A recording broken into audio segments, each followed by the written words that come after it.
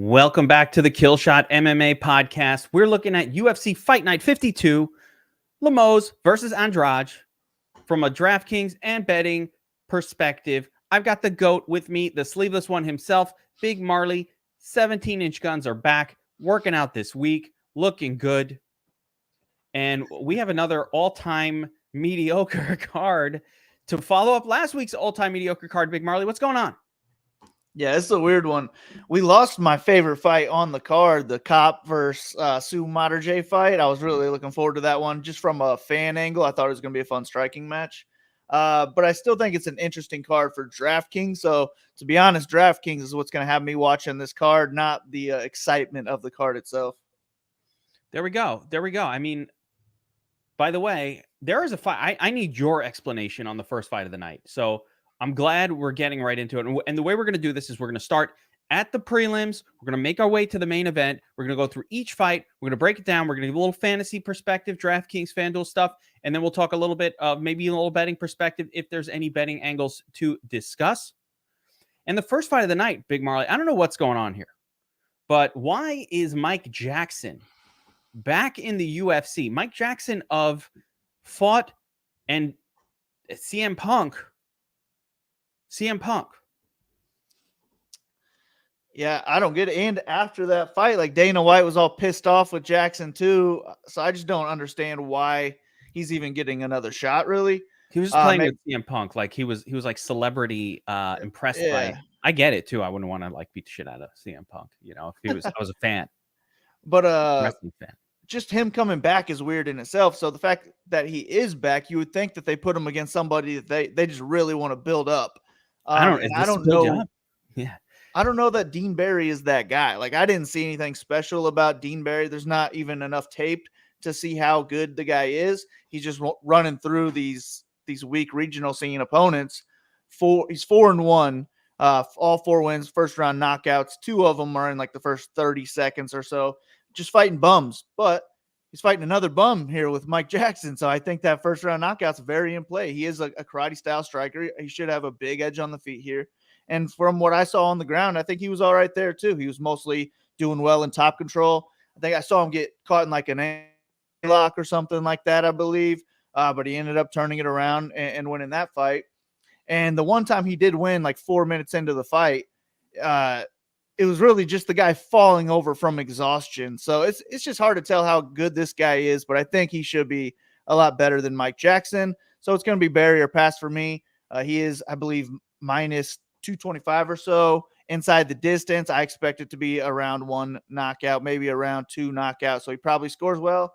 Minus 1250 on the betting line. So that's like a 92% chance of winning. So it's hard not to like Barry. The only thing that is to not like is his price tag, and that there's another or a couple other high priced fighters on this card who I want a lot of exposure to as well. So I'll just be mixing them in.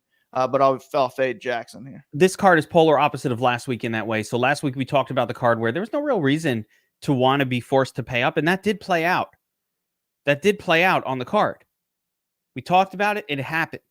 This week is the opposite, right? There are multiple fights at the high end of the salary budget range that look like they're going to finish real fast. Like this one is a 60-second finish waiting to happen. Again, if you don't know Mike Jackson, there's nothing to talk about here. He's 0-1 in the UFC. He fought, I believe it was Mickey Gall, took the loss. He actually beat CM Punk, but he was smoking the chronic, got busted. So whatever, we're counting that as a win. They keep calling Mike Jackson a journalist, but where is he a journalist, by the way? I don't know her. I never read his articles. I've seen him pop up on my timeline, but I'm not sure. Yeah, like I don't know. He's a journalist for MMA. I don't know where he's a journalist for, but never read his stuff.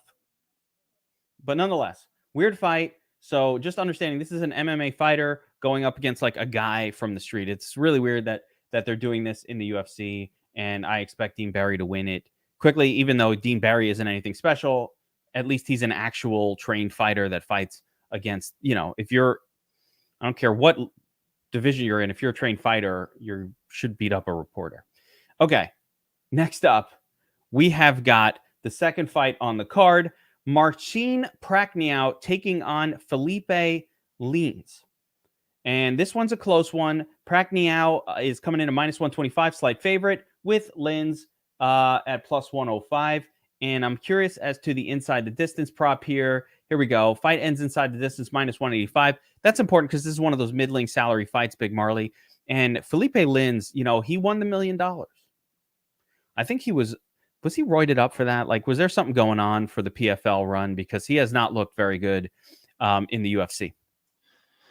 Yeah, that's what I'm thinking. I don't even, at this point, I didn't go back and rewatch his PFL fights. I've watched him, multiple times for his past couple of fights.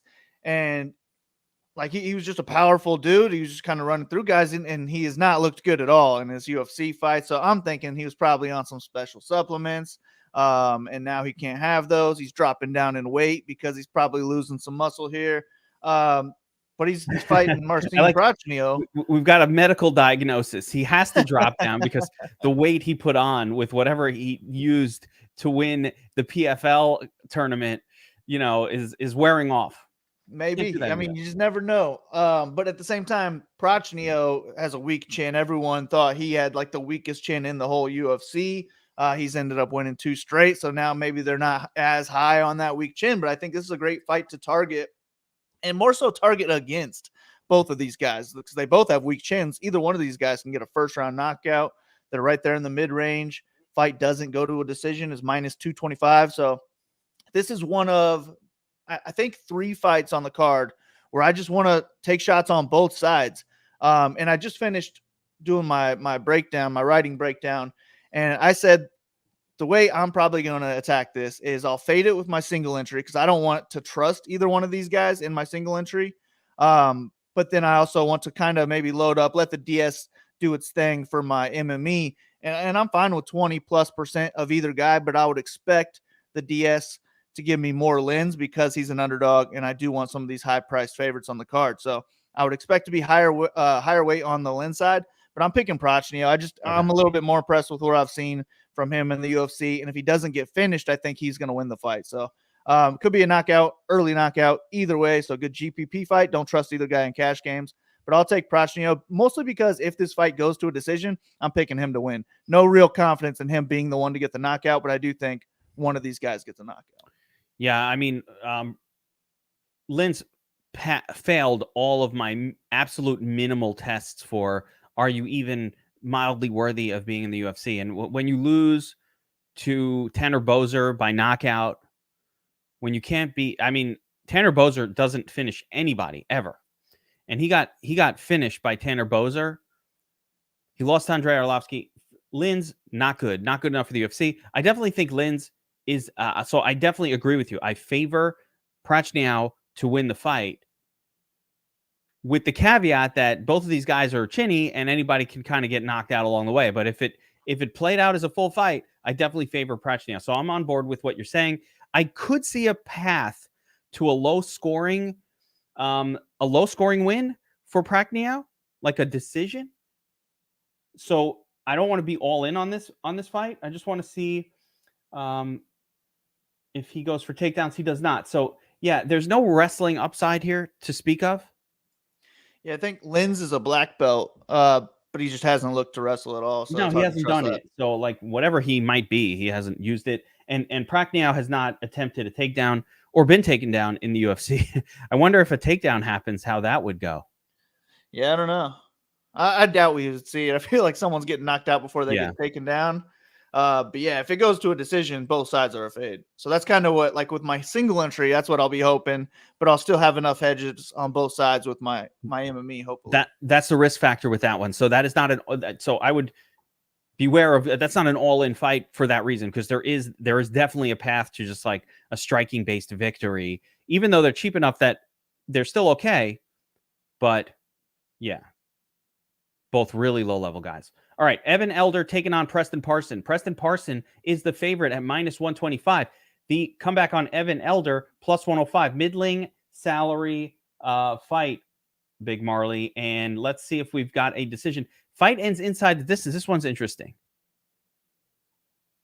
-195. So higher inside the distance prop for this fight than the previous. Tell me about these two fighters. I have not seen, these are both probably new to a lot of us. Yeah, so Elder is taking this fight on maybe like 3 days notice, something like that. And he's a 155er coming up to 170 to take on Parsons, who was scheduled to fight. I don't even know who the hell he was scheduled to fight, but he was scheduled to be on the card at least. And now it's pretty even pick 'em betting line. The way I see it is Elder's the better striker here, more likely to get a knockout. And then Parsons, all of Parsons' wins are, I believe, first round submissions, actually. But definitely all submissions. So he's going to be the better grappler, looking to get the fight to the ground.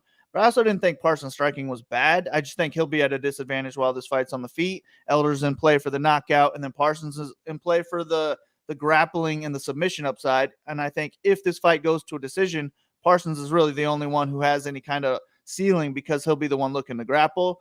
If it goes to a decision, though, I just don't think that this is going to be a fight that we have to target. So it's going to be similar to that last fight where I'm probably not going to target this fight with my single entries. They're both 8,100, so I'm not trying to just duplicate every $8,100 lineup I make this week. And I'll probably just take more of a Parsons stand. I don't really feel good about either side. I don't have a real strong lean either way, but I just think Parsons has the higher ceiling because of his grappling. So that's why I'll take more of a stand on him.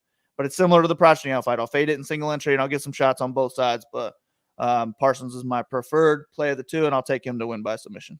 Yeah, always a little tricky when they're both so new. There's no real. So the issue for me is I don't have a fight where I can measure them by. Like neither one of these guys has fought anybody to where you could watch that fight and go, oh yeah, okay, he fought somebody good, and there it is. Or he proved that he could beat somebody good. Like if you look at Preston Parsons' wins, they're all against just terrible opponents that are 10-10 or 9-16, like the kind of guys that are out there just to lose. And Evan Elder, same difference. I mean, he's going up. There's just there's no fight where I can measure, is this guy any good? Elder didn't even have a proper contender series fight. I guess he's just called up for this one. Yeah, he was willing to take the fight on short notice, and he was training for a fight against Cody Pfister at 155. So I feel like the size advantage has got to be on the Parsons side in this one as well, which kind of helped me lean towards him. But I thought what I saw from Elder looked pretty good. I mean, he's 7-0. The striking was decent. He looked okay in top control. I just don't see him wanting to get this fight to the ground. He'll just want to keep it on the feet, and he's got power. His first MMA fight was at 170. Now, I thought he looked pretty damn big in that fight. So maybe he's still got the muscle on him. He didn't really have to cut weight, I'm sure, so he'll be fresh in there. I don't know. I think he's in play. And I was watching some of what is it called, Dog or Pass podcast, and Safdie thought this guy should have been lined like minus 185. I thought that was a little weird, but it made me kind of like Elder a little bit more. Interesting. So, I don't know, just to fight big shots on. Listen, that's an endorsement that's greater than anything else I've seen. So I'm just trying to see if there's a better win prop for one. Yeah, Parsons inside the distance plus 180, Elder plus 190. It's the same. Even the odds makers have no idea. They lined them the same. Weird one. I agree though. Minus 195 is actually better inside the distance odds than a lot of fights. So you're really going to want some exposure to this, but I don't know what they're seeing that they're expecting this finish either, but it's there. We have to believe the odds. Therefore, I agree with you. I like the idea of mixing it in just to your tournament lineups, get a little 25%. Between this fight and the Linz fight, which one would you want a little more exposure to? Because they're very similar. I don't know. I'm probably going to let the DS decide on these ones, and I'll just make sure that none of them are like too highly owned or unowned type deal. I just see me being, around 20%, give or take 5% on all of them maybe. But I would say for GPPs, I prefer the Linz fight for like MME GPPs. But if I had to use a single entry of these two, I'd rather just take the Parsons side. But I don't know, man. I really don't want to trust any of the four. Yeah. It's exactly tricky. Normally, I would lean towards the grappler, the Preston Parsons side of it, just because he's a grappler and he's naturally a larger person. So a couple little check marks in an otherwise close fight, and that might be the end of it. But we don't know if Evan Elder's takedown defense is good. How is his ground game? Can he get back up from a takedown? There's no way of really knowing that stuff. So it does make it tricky. Now, did we say that the Cameron Else fight was canceled? No, the Manel Cape fight. Oh, was okay. canceled. So this okay, good. So this one's still on. All right. Yep. All right. We got another Mongolian. Last week, the Mongolian fighter broke the card. It was a fade. Highly Altalang. Now we got Aoriqileng, another Mongolian fighter, taking on Cameron Else. Aori is a minus 230 favorite with the comeback on Else plus 190, and the fight goes the distance or ends inside the distance prop. Let's go with that. Minus 180. So another reasonably high inside the distance prop on this one. What is going on here, Big Marley? What's the story with these two fighters? Break them down stylistically. So yeah, Cameron Else is really a first rounder bust type fighter. His striking, I mean, it's not awful, but it's not good. I expect Aoriqileng to have the striking edge all throughout this fight. But Else is really looking to get a first round submission here. That's his best path to victory in this one. He is somewhat dangerous with his submissions, mostly Darce chokes. He got an anaconda choked on like a 12-year-old looking Patty Pimblett like a decade ago.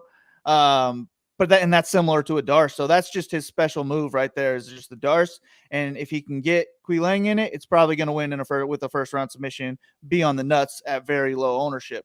But if he doesn't get that first round Darce choke, I just don't think he's going to be able to last more than 2 or 3 rounds, because he just falls apart after round 1. And Aoriqileng is a guy who wants to go out there and bang. Like, he'll take shots just to give them. And I think he is not only going to have the striking edge, but he'll have the big power edge. He'll have the cardio edge. He could get takedowns if he really wanted them to, but that'd be a dumb move. So I'd expect him to just be looking to throw bombs, and I expect a second, third round knockout in this one. And it could even be a first round. I think his striking edge will be that big, where it could be any round from him. But on the L side, it's first round or bust, which is great for GPPs. But I'll probably fade him with my hand builds, and then I'll let the DS give me, a little bit of him, up to 10%, I would say, on the L side if I'm making 150 lineups.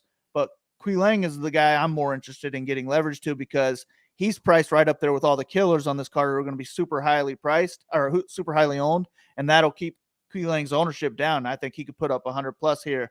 So I'll go overweight on the Aoriqileng side. I think he gets a finish. Yeah, no, I believe in all those studs, so I don't care about. He's rightfully going to be low owned, as he should be. Yeah, but if he just outscores them, then yeah, he could outscore him. So the fact, well, we literally saw this exact scenario play out last week in a sense. The difference being there weren't sexy pay ups above that price level of where Haley Altalang, or what, I can never say that name, where he was priced. There weren't these sexy pay up options above it. But to play a Aoriqileng here, we're giving up Romanov or the guy fighting the reporter. You know what I'm saying? Like, I just think that's probably your path to victory, though, is you just got to find that one lower owned guy on this card, because you're just not going to be different grabbing Romanov and the main event, and then one of Pedro and Barry. Like, that's what everyone's looking to do this week, which, I mean, it definitely makes sense. We'll talk about it throughout the card, but this is just I think a really good leverage spot that makes a lot of sense against a guy who is just, what I've heard all week is just kill or be killed fighter, and that makes a lot of sense with Cameron Else. Like, if he doesn't get that submission or possibly a knockout, I mean, Aoriqileng's hittable. He's just got a pretty good chin. I'd be surprised to see Else be the one to knock him out. So Darce choke in the first round or bust for that guy. And I just think Aori's a decent amount better. Yeah, but nonetheless, I will have some Else in my exposures. You got to have underdogs. There aren't many. There are some that are live here, but this is a guy too kind of unknown, too low experience level fighters. This is the kind of fight where you want to target both sides. Like this, I want that underdog also. I'm going to have Else in my lineups. I don't have any specific reason for liking him, but I don't know that Aoriqileng is some great submission grappler or has great submission grappling defense or anything like that. So for that reason alone, you got to have the underdog. That could be the nut spot. I think he'll be popular enough that it's not going to be crazy or anything, because no one's heard of these two guys. So he's just going to play. All right, I don't know any of these guys. I'll play the underdog. So this will be a little bit of that too. And I think for Aoriqileng, I agree with you. You're only messing with him as a tournament pivot off of the more popular names up there. That's simple. Last week you got Highly Altalang at 13% ownership, and if you didn't have it, you were done after the first fight. You were done. You're like, I knew I had no chance at the nuts after the first fight, and that's just the worst way to start a card. Yeah, you rip the paper, crumple it up, turn on the dirt race on NASCAR or whatever the hell's going on. Night over. Done. So there we go. All right, next up, the aforementioned Tyson Pedro taking on Ike Villanueva, the proverbial punching bag of the UFC, a man who lost to Chase Sherman. Lost to Chase Sherman. Ike Villanueva. Tyson Pedro minus 600 favorite. Comeback on Villanueva plus 450. And the fight inside the distance prop is minus 400, Big Marley. Now, we haven't seen... So listen, minus 400 inside the distance. Against the punching bag of the UFC, Ike Villanueva. Everybody beats him. I don't even want to talk... like everybody gets a shot at Ike Villanueva. All the bums on this card beat him. We got Sherman beat him. Prachnio beat him. Jordan Wright beat him. I mean, Jordan Wright beat him. All the bums. This is the lowest level fighter, probably outside of maybe Mike Jackson in the UFC right now. But Tyson Pedro, I haven't seen him in a long time. He's been out for a couple of years. He retired. I don't know what happened. Tyson Pedro's back. Like, what happened over there? Yeah, I'm not really sure. And that is the worry. We haven't seen him in like 4 years or something like that. So maybe he's just not the same guy anymore. Maybe he's not a fighter. I don't know. That's kind of what you're hoping, though, if you're picking against him or if you're picking Ike. Like, if Ike's going to win, it's probably going to be a knockout in the first round. I doubt he's the one that's going to tire out Pedro. I would think it's going to be the other way around. The boxing is the only edge I would give Ike, and that's a first-round edge, too. Like, his hands can be better than Pedro's hands, like just boxing only, I guess. But Pedro can knock Ike out in any round, and he should have a huge edge on the ground. He probably only needs one takedown to end up getting a finish with ground and pound or a submission. So definitely Pedro's the side here. He's like minus 130 to win in round one. So he's just up there in the mix. Like, who do you want to play? You're going to use two of these top guys in the 9K or so range. Do you want Pedro and Barry, or you want Romanov and Pedro? Like, that's going to be what most lineups are going after here. So that's just kind of why I like going a little bit different and taking Aoriqileng, is just to get away from that easy build that everyone's going to be going after. But I love Pedro as much as I can afford. I'm cool with. I expect 100+ points in a first round finish from him. So fading Ike and everything, and then I'll just kind of get as much Pedro as my lineups afford. Yeah, I mean, I would not bet this. Let's start there. Yeah. There's no way I'm betting a fighter on a fighter who has not fought in 4 years. It has been 4 years. Where have you been, Tyson Pedro? What have you been doing? Where is this guy? So he did have a fight canceled in 2020. So at least at some point he trained. But that was 2 years ago. Maybe he took off for the pandemic. He was like, screw this shit. I don't know. Australia had the crazy pandemic stuff going on. I have no idea, but I would not trust Tyson Pedro in a bet at these odds. I think that's actually ridiculous. But, in the end of the day, do I expect Pedro to come in, get a takedown, and submit Ike Villanueva in the first round? Yes. Seen him do it. He's won via armbar before on Sapabek Safarov.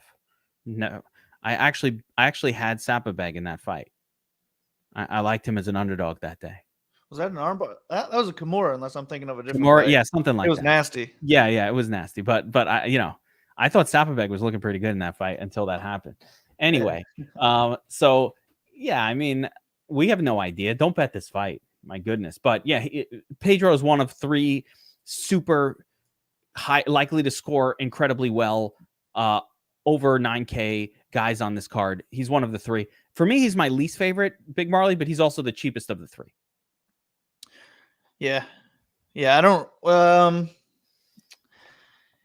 It's close between him and Barry, I guess. Yeah, so I guess if I need the money, I'm cool with him. Yeah, that's fair. That's fair as well. It's just Barry's. They're both fighting such cans. I don't know. Yeah, good call. All right, next up.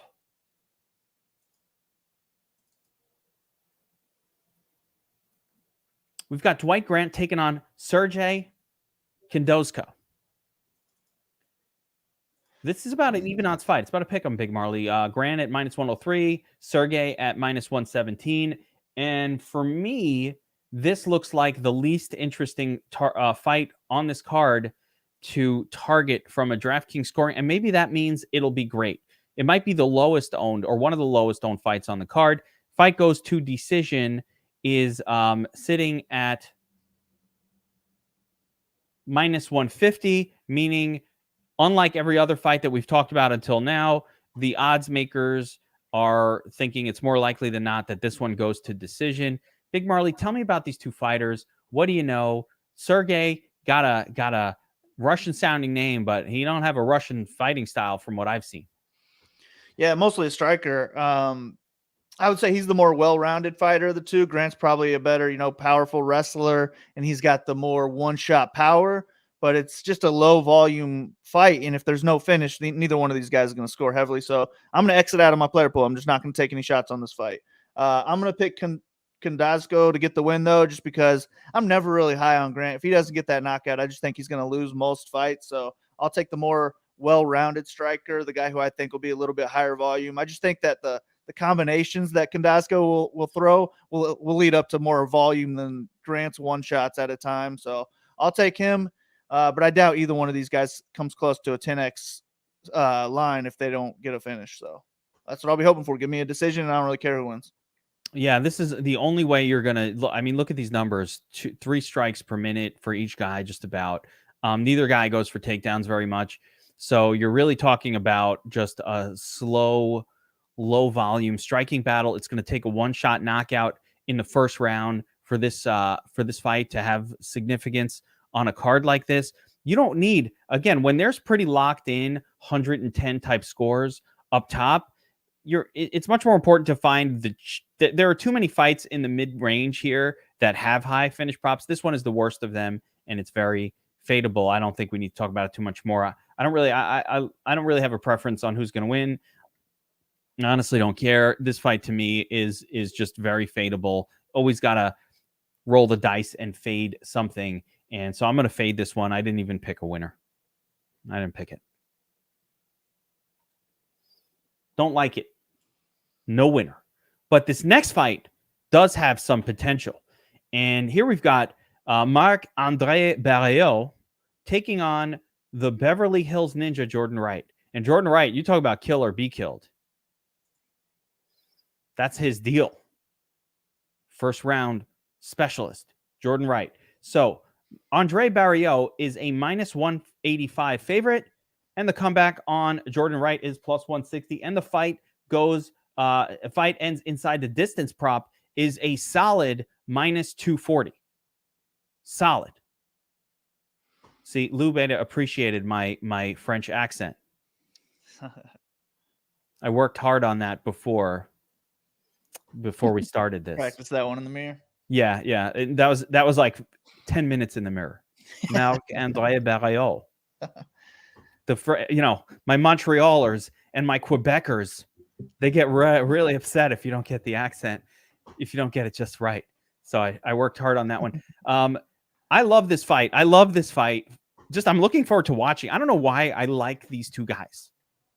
There's no reason to like him. Marc-André Barriault, and if he just let the fist loose, he'd be much better than what he is. He needs to let it loose. But I like him. I don't know if he was roided up for that one fight, but like there was one fight where he came out like he looked like superhuman version of himself a couple of fights ago. Do you know what I'm talking about? Barriault like always kind of slow, and then he comes out this one fight. Let me see if I can pull that it's one like up. I don't even remember the guy's name. He has a brother in the UFC. I think it was Dalcha Lambuka or Abu Azaitar, one of those Abu guys. Azaitar. Yeah, one of those guys. And he was like a monster. It's like, who are you? I love it. But then he's kind of gone back to his normal self. So how do you see this one playing out, Big Marley? I'm heavy on Barriault in this one. I bet him at minus 160. I think there's still value at minus 190. This fight's kind of like a must target because of the right side. Wright has never even been out of the second round. All of his wins are basically in the first round. He comes out hot. In the UFC, he has a 2-minute fight time average. He's landing over 8 strikes per minute in that, and he's eating over 8 strikes per minute as well. What's his name? Barriault coming off of a very early flash knockout. So that's the path to Wright here. And I think that too many people are on it this week where I'm off. People are like, if Wright's going to win this fight, it's going to be 100 plus points. It's going to knock him out in the first round. And that's true.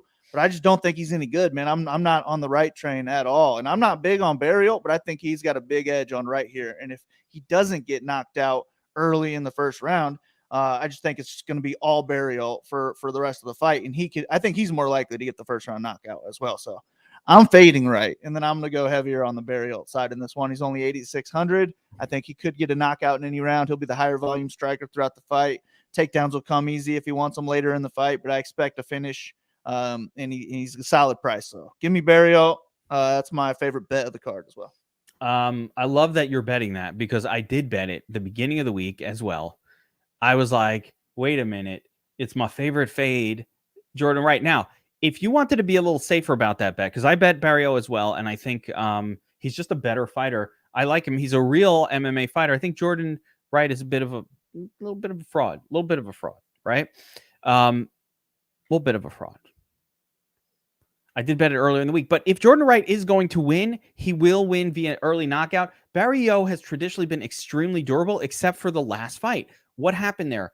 I don't know. It's like I did a whole breakdown of the fight, his most recent fight, where I was like, he was the underdog, and I was like, I think he's got a lot of durability. He can take a beating and blah blah blah. And then he gets knocked out. I was like, you can play him in cash. He's great. He's gonna. And then he gets knocked out like quickly, and I was like, oh well, that didn't go as expected. Yeah, I think really the recency bias is what's kind of playing into this line. Is just like, oh, well, I just saw him get finished early. Yeah. Wright finishes people early. I'm on to something here. So I don't get it. I think Barriault should be like closer to minus 300 here. Yeah, I totally agree. So I bet it early. I kind of bet it pretty big for my betting standards on Barriault. But if I wanted to hedge it at all, I might hedge with and I'm actually going to look up that prop. If I was going to hedge this, I would hedge with Wright first round KO. Let's see. Wright wins in round 1 plus 475. So it's very hedgeable with something like first round. Wright wins round 1 KO DKO TKO that plus 500. So that's a really interesting combination for betting. How do you feel about that? Do you ever hedge a bet? And let's say we think, hey, Wright's not really knocking. He kind of loses his gas tank, and Barriault's. I feel like if this goes past the first round, Barriault's going to win it. I don't remember the last time I hedged on a bet, but I make like, I couldn't tell you the fight, but let's say I'll take this one guy. Oh, it was the Yadong Moraes fight. I bet Yadong. I lost both sides of it, but I bet Yadong TKO round 2, Yadong TKO in round 3, and then I took Moraes TKO in round 1, and like any of them would have paid out like a decent win, but Yadong got the first round knockout. Yeah. Oops. You got cute. Yeah, so I'll only do that with props from just playing fun money. That's getting a little cute. I do think, though, there is a little bit of value here in the potential for hedging, but I'm not going to hedge it either, I don't think. But if I did, I would just grab a little taste of Wright KO first round plus 500. Just a little bit, a little taste of that, because that's Wright's only path to victory. I will not fade him for DraftKings, though, because that's a live outcome, but plus 500 odds, you could do the math. I agree. I think he's a good play on DraftKings. I just think he's going to be over-owned, which makes me want to get leverage to the fighters that I would just rather target as underdogs and get me more exposure to the Barriault side, rather than making this a fourth fight where I'm targeting both sides of, and I'm just losing so much money by throwing lineups into the pot. I'm just taking a stand. I'm down with that. I'm down with that. So, but I totally agree with you. And I like I said, I bet Barriault as well. So I love it when we're on the same page. You know what the worst thing is? When I bet something on Monday or Tuesday, and then we do this on Friday, and you tell me you bet the other side of it. I'm like, oh shit. Yeah, I've been on a roll this year too. Yeah, you've been crushing it. So the last thing you want to be is on the other side of a Marley MMA pick. Although I must say for myself, I've been crushing my MMA bets as well. Nice. Yeah, been pretty good. A good year, man. I'm coming off the pandemic's been rough for me, man, real rough. But and we're still like not in front of crowds, which I don't love. I'm just ready for everything to be normal again. But I feel like this year it's been going more as it should on paper, and we've seen a lot of crazy shit in the last couple of years. Yeah, I mean, I've been totally. Listen, the pandemic for MMA betting was really weird. It was just weird. You'd had guys come out and they weren't themselves. They looked different. They hadn't been training. It was a tough time for a lot of MMA bettors. So it's nice to come out of that and they're training properly now, and you can get a little more. Your outcomes are a little more predictable based on like the skill sets of the fighters. Whereas before you were getting weird things like a small cage and quiet and, you know, what's his name? Remember when that heavyweight from Brazil, the great BJJ guy comes out against Ben Roth. No, it was Oleinik against the all-time great heavyweight. God, come on. Oleinik, he beat him in a stand-up striking battle that never should have happened. Oh, I can't remember his name. I don't know. I don't remember. The same guy who fought with Covington for a minute. Verdum. Well, yeah, Fabricio Verdum. Yeah, when Verdum comes out and he's just like all fat and out of shape, you're like, who is this guy? Yeah. I'm pretty sure I lost money on that one. Oh, I lost money on that one too. I was like, that. Yeah. I was like, what is going on here? There it is. I love it. Hit the like button, baby. So anyway, where were we? Coming up next. Oh, here's a great fight. Lando. This is one of my favorites on the card. I think this is going to be a fun one. Lando Vanata, groovy, taking on Charles Air Jourdain. I'm looking forward to this one.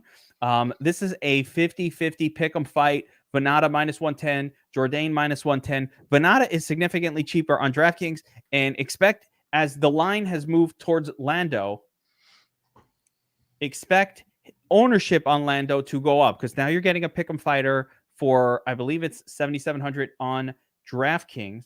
So there is a discount, and that always leads to high ownership. The other thing that's interesting here is the money has been flowing on Lando. And I think it's because both of these guys are really flawed. But how do you see this one playing out? Yeah, I think it'll be a fun fight, pretty high-paced one. But, man, I like the chalky underdogs this week. I think Lando will be the third heaviest-owned underdog on the card, and I want leverage to that because I was picking them to win slightly as an underdog. I think it's really a 50-50 fight.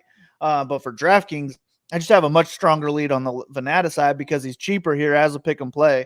And he's the one that should be looking to wrestle. Jourdain is purely a striker. He's not going to be looking to wrestle at all here.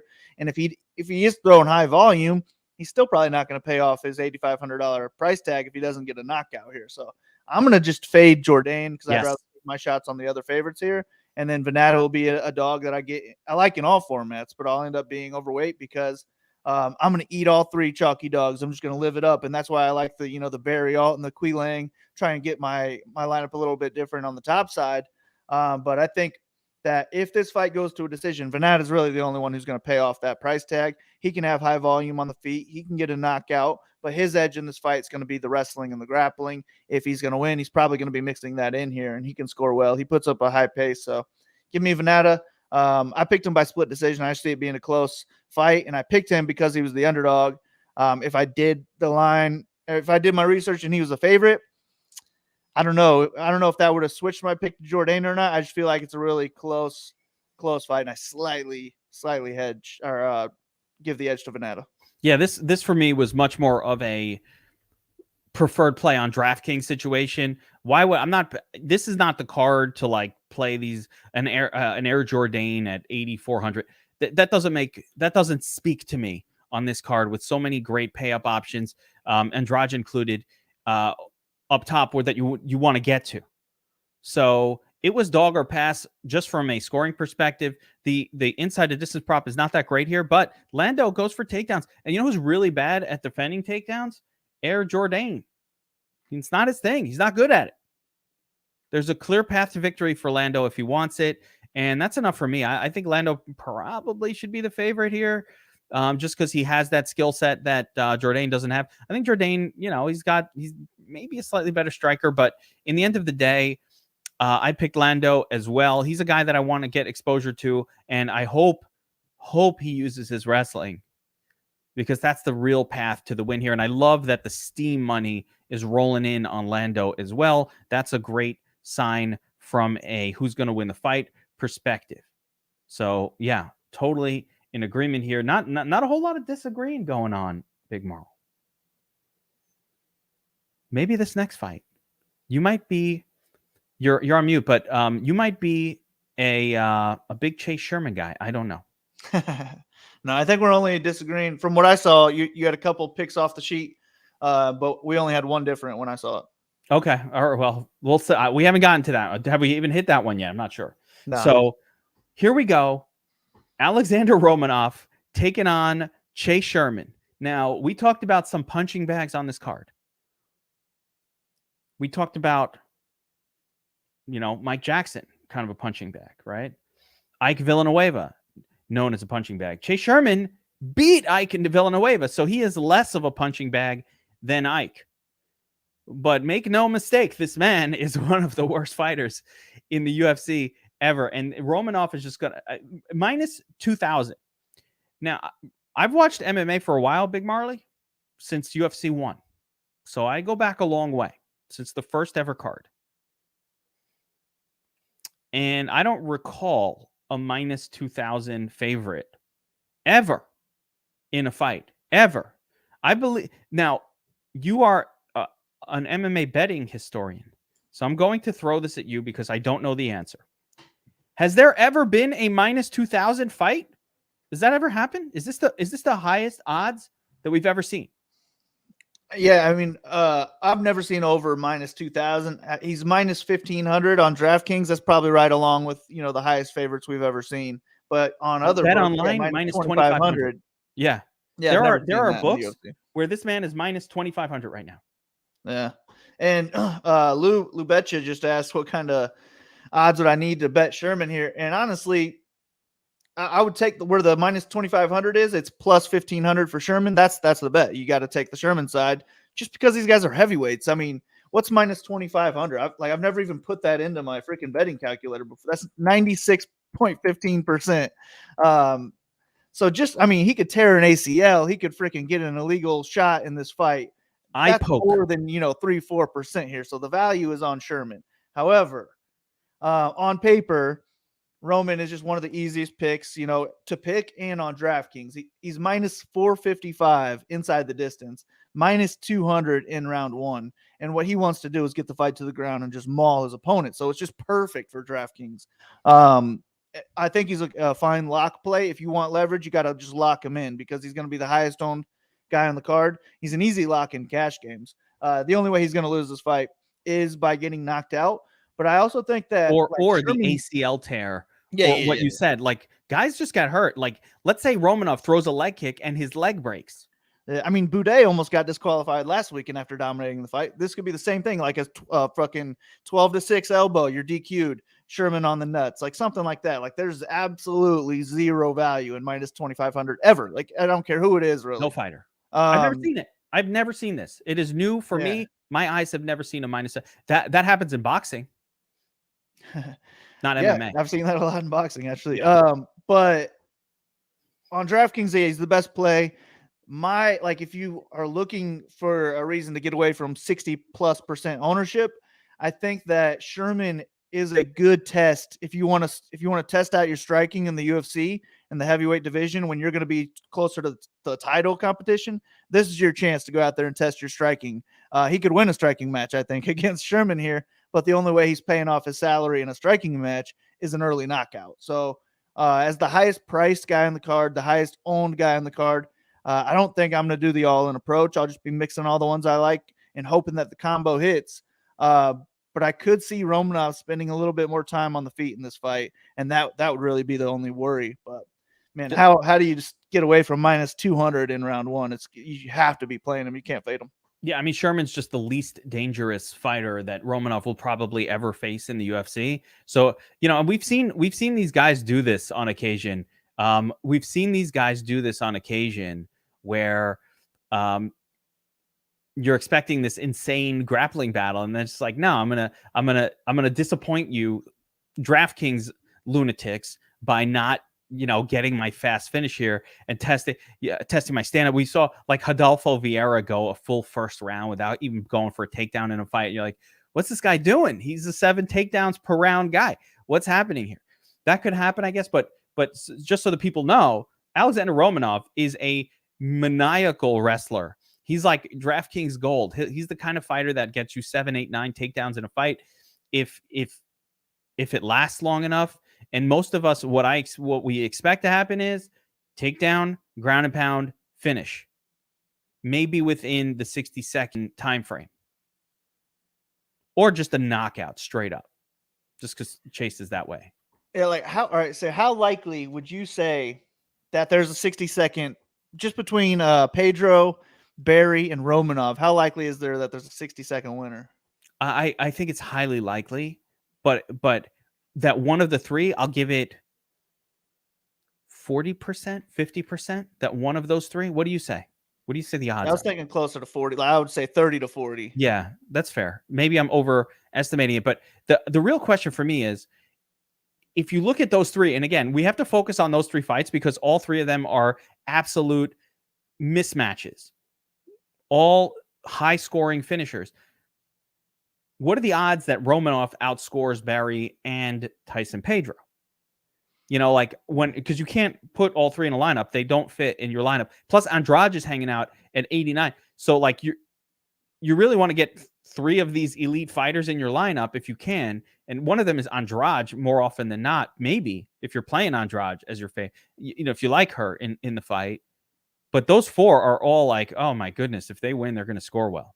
Yeah, I think it's a big gap. Romanov is the best play by far on the slate if we're not looking at ownership or anything like that. And then it's real close, like a distant second, but real close between Barry and Pedro.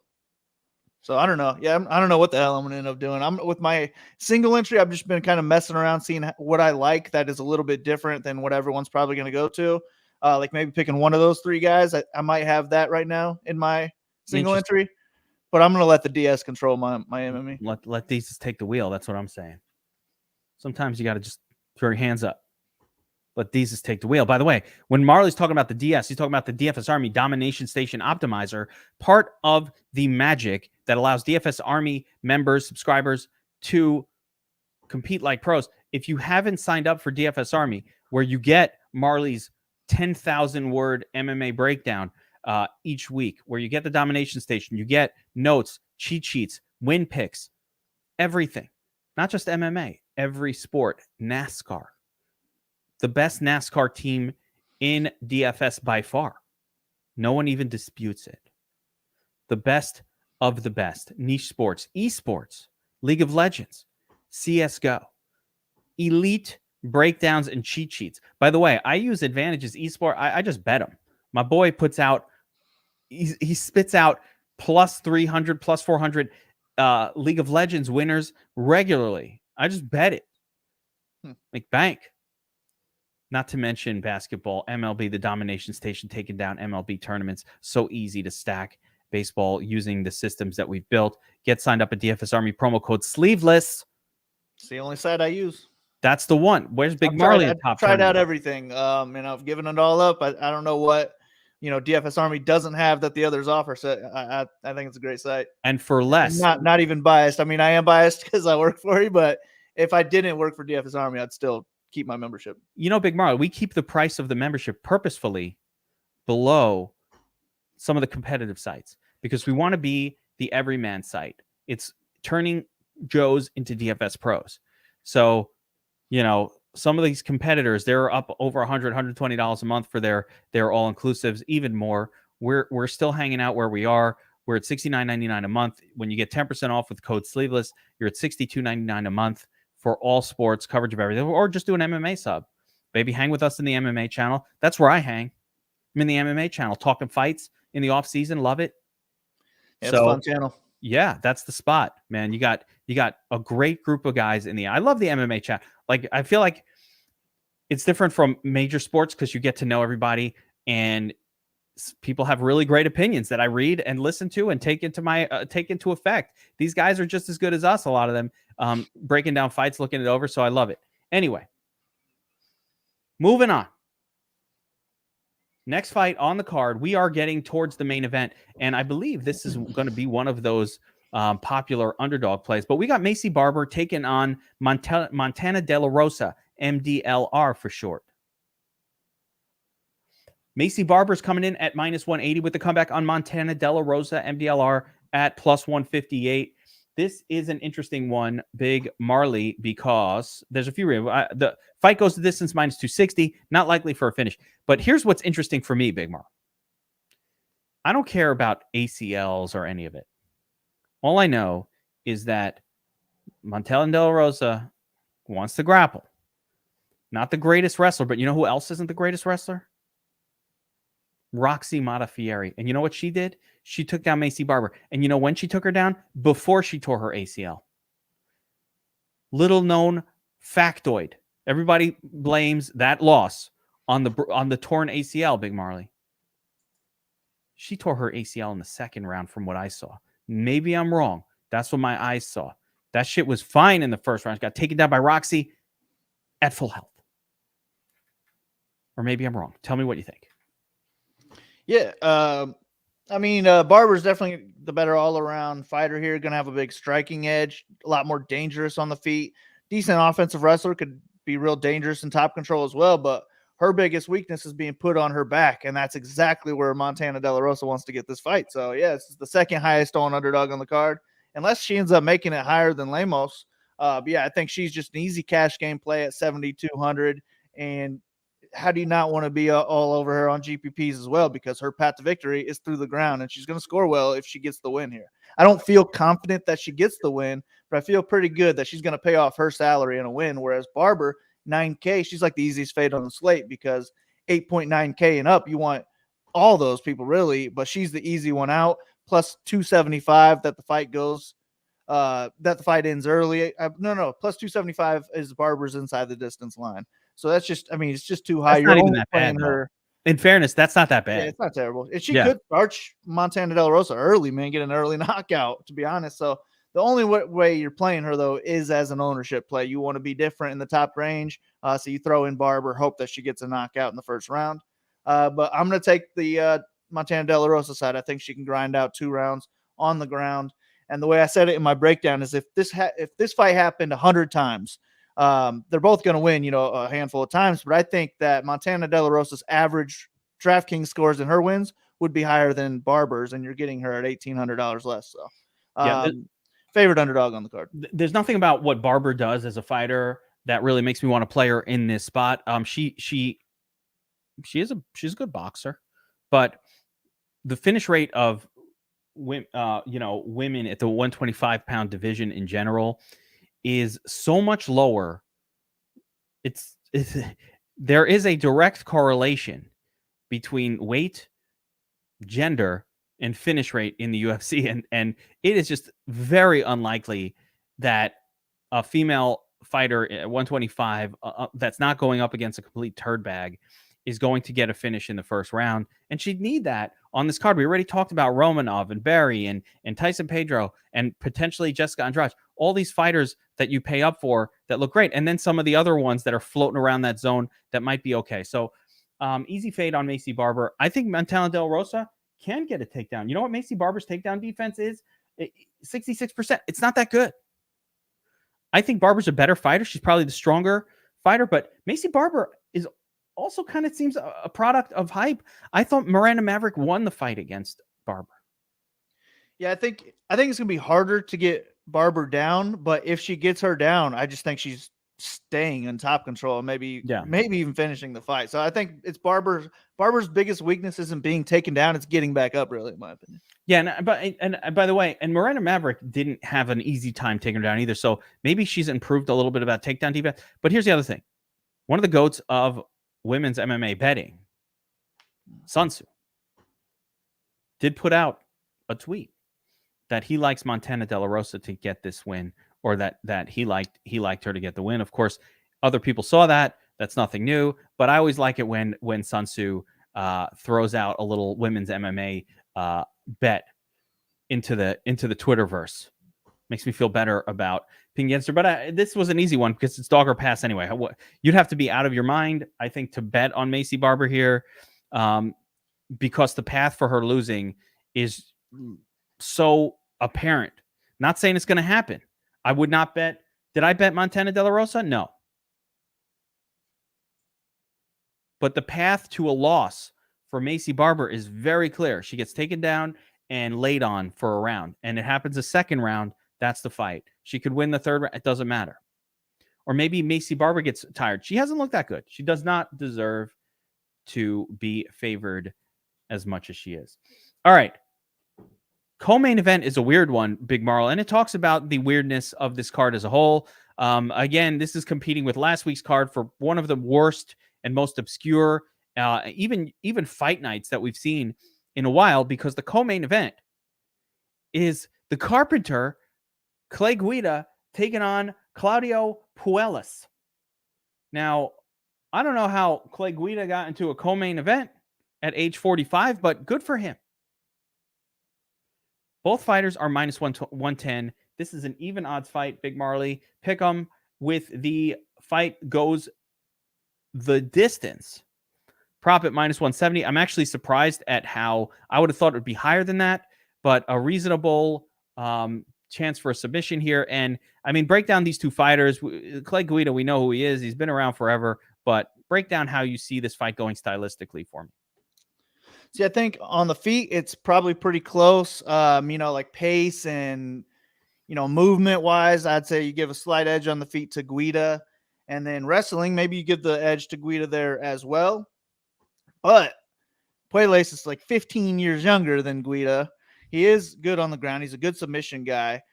He's getting a co-main event here. Like, just the fight itself makes me think that the UFC kind of wants Puellas to win this fight. Like, they want him to win by submission. Give a guy that's been choked out like 10 times to this Puellas kid. So I kind of favor Puellas in this one. And I seem to be in the minority this week. Everyone thinks that Guida's going to go out there and just edge him out, get some takedowns, avoid the submissions. And if you do think that Guida's going to win with, wrestling included in there, then he's an okay play. But I'm fading Guida. I just think that he's not going to finish. He's like plus 450, I believe, inside the distance. Plus 450 inside the distance, where Puellas is plus 275. I think if there's a finish in this fight, it's going to be on the Puellas side. And the way I broke it down is if Guida can get takedowns, then I think he's still somewhat in trouble with Puellas off his back. But if Puellas gets the takedowns, Guida's in trouble. And that's where I think the edge is. I just see Puellas getting the submission in this fight. So I'm going to be overweight on the Puellas side and fade Guida. But at the same time, if Puellas doesn't get the submission, I don't expect a big score from him. And I wouldn't really feel good about him winning either. So I'm really just targeting the submission upside from Puellas in this one. And he's going to be my pick. Yeah, you would expect or hope that there'll be lots of grappling in this one, because neither guy is a very good striker. Neither guy throws for enough volume to score at all on DraftKings. So, the scoring will have to come from the grappling here. And I don't know, that last fight for Guida, he gets a win, looks better. His submission defense has been not as bad as kind of like what we remember. He got choked out by Dubronx and by Jim Miller, like really, really good submission specialists recently. So, I think he's been fighting MMA long enough that he's not a mark to get subbed. He's not an easy mark to get subbed. Puellas definitely has the DraftKings upside, though, because he's got that early submission upside. Guida can be taken down. Both of these guys can be taken down. But I do slightly favor Guida here, because I think Puellas will allow the takedown. In the end of the day, I think Puellas is fine. He'll go to his back and try to throw up submissions. But what if he doesn't land the sub? Then you end up with Guida on top of you, winning rounds. And so basically it's about Guida avoiding that submission, but getting the takedown. It's a really tricky one. And I agree with you. I think Puellas is the better DraftKings play. But if I had to pick a winner, I think Guida might be able to grind this one out. So for me, I picked Guida, but I agree that Puellas is the better DraftKings play. And just because I'm picking Guida, like I said, I didn't bet him. I ain't betting on a 40-year-old guy, period. Especially a guy who's vulnerable to submissions going up against a submission specialist. So we'll see how it plays out.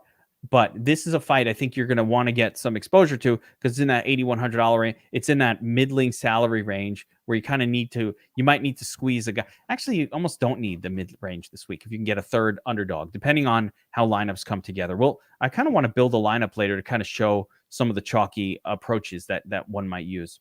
Yeah, I think it's going to be a lot of stars and scrubs. Yeah, it's a lot. It's going to be a lot of that. So maybe using a couple of middling guys might get you unique or different. That definitely has been an approach that has won on these type of cards. Picture the quick submission finish by Puellas, and all of a sudden, He gets you the 105, the 110, and that's that nuts play that if you faded the fight, you're like, oh shit, I faded it, or I did stars and scrubs, and here's a 110 smack dab in the middle of the salary range that causes you not to win your tournament. So really interesting one to consider. All right, we are up to the main event.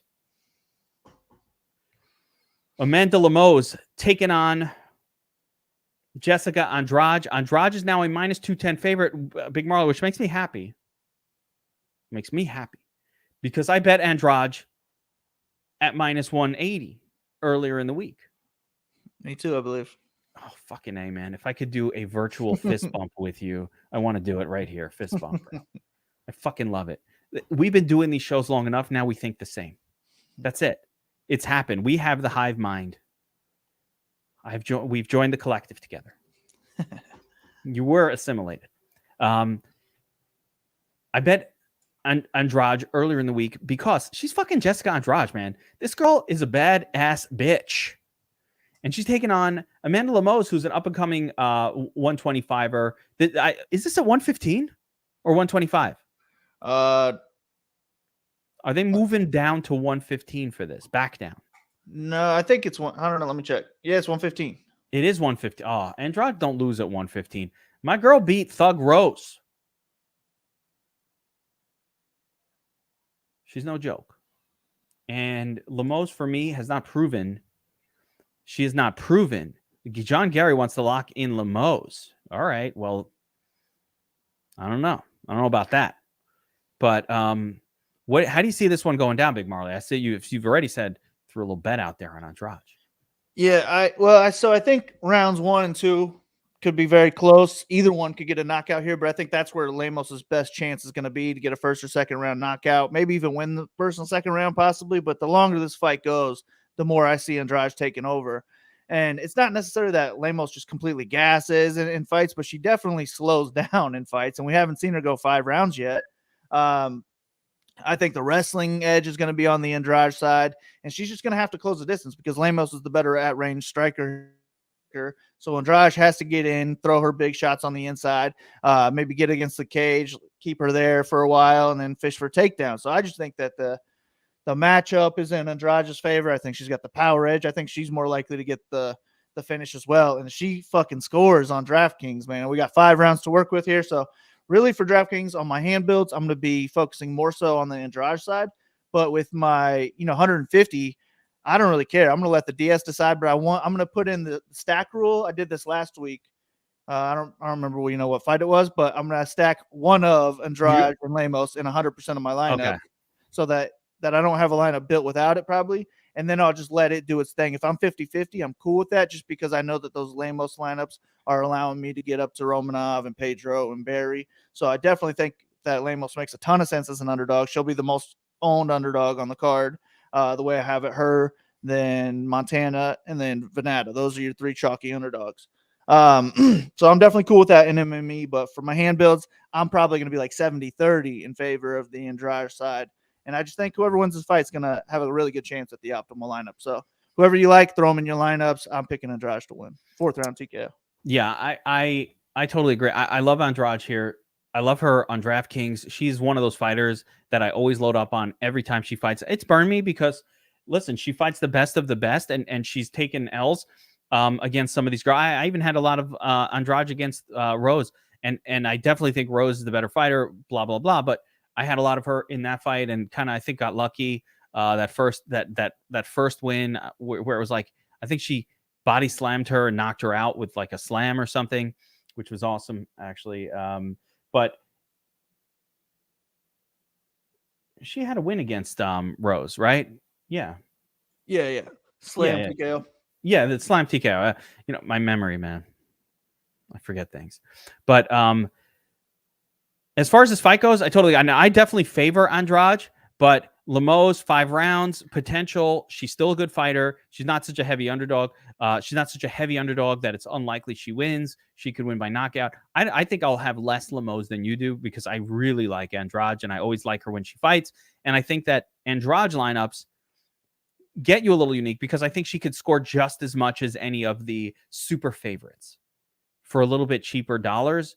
Lemos, what she gets you is locked in points, probably as an underdog play. But I love Andrade. I always love her every time she fights, and I bet her. So I will be heavier on the Andrade side here in the main event. It's that simple. Taking a look at the stats, it's interesting that Lemos is showing 87% takedown defense.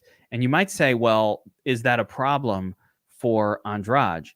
But, when you dive a little bit deeper into it, there's just no one here that's like a wrestler who's going to go for takedowns in women's MMA. So there, especially in women's MMA, you have this discrepancy between the elite wrestlers and the ones that just aren't wrestlers at all. And there are no elite wrestlers here. Even Miranda Granger, who wants to go for takedowns, she's not very good at it. And there's no one on this list where you're like, oh wow, she stuffed takedowns from her. That means she's good at this. These are, Angela Hill. Actually, Angela Hill took her down a couple times, which if you wanted to have evidence of that her takedown defense maybe isn't as great as this number, I believe Angela Hill actually got, hold on. Yeah, Hill got a takedown against her for whatever that's worth. So I agree with you. I love Andrade here, but of course, it's a main event, 5 rounds of striking. The underdog is always going to be in play, especially when they're not a massive underdog. Now, Big Marley. Kill shot. Everybody waits for the kill shot. Claudio Puellas, first round submission. I love it. That by the way, in just the breakdown, in just the way you broke it down, that really stands out. That will be a true kill shot if it happens. He'll be lower owned. It'll be a massively high score, and it'll be that exact situation where you're like, oh shit, if you didn't have it on your card, you didn't win. There aren't great other kill shots to discuss on this card. So I'm going to go, you know what? She's too popular. I was going to say Montana De La Rosa, but it's too popular. It's not a proper kill shot. I agree with you. So the way I'm going to go with my kill shot here, Preston Parsons. Okay. Early finish, low ownership.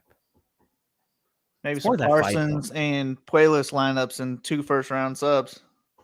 So I'd almost include Elder, though. It's just the fight itself. It's not so much the fighter, but... Well, I see a question, what ownership do we think Puellas will have? I think I put around 17% or something like that.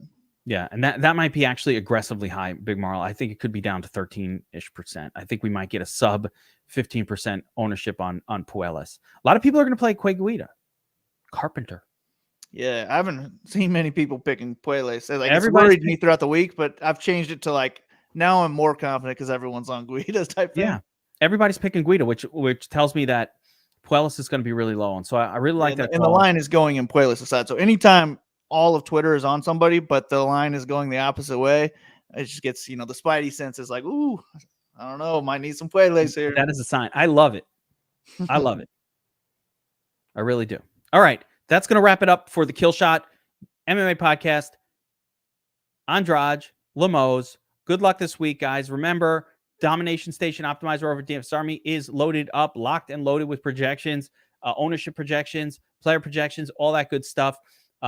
We've got guys taking down tournaments every week, especially the mini max, because we've got a lot of guys in it, but we got guys taking down tournaments using the Dom Station every single week. There's no better tool to dominate DFS wise. And you got a couple bets out of us on this show as well. So a couple of really good reasons to listen every week. Subscribe to the channel. Don't forget. And we'll see you guys next time on another Kill Shot.